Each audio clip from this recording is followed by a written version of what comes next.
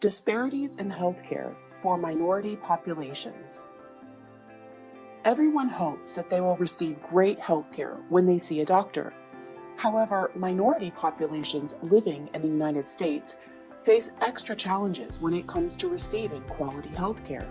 Unconscious bias and implicit bias are two big causes for this. If you have unconscious bias, you unintentionally make decisions based on stereotypes you have of a minority group. You aren't making these judgments on purpose, but these unconscious beliefs can still be harmful. How does unconscious bias impact the quality of healthcare? When a person of color comes into an emergency room with an injury, a doctor with unconscious bias may not take their pain as seriously. Unconscious bias happens in healthcare all around the country.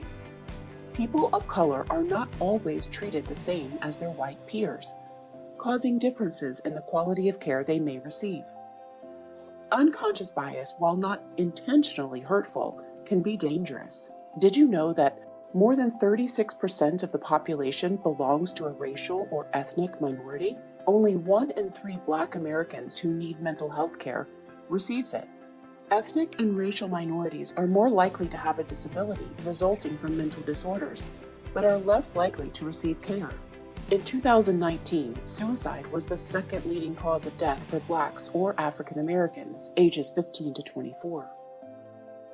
American Indians or Alaskan Natives report higher rates of post-traumatic stress disorder and alcohol dependency than other ethnic or racial groups.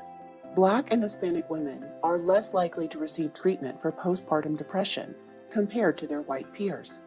When it comes to mental health services, Black Americans are less likely to get outpatient mental health care that could prevent a mental health crisis that could lead to a hospital visit. There is no simple solution to this complex problem. However, there are a few things that a healthcare professional can do to help their patients of color get better healthcare. First, learn about unconscious bias and learn how to identify it. Take free implicit bias training courses.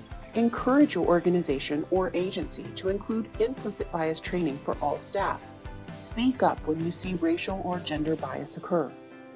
Start talking about racial biases.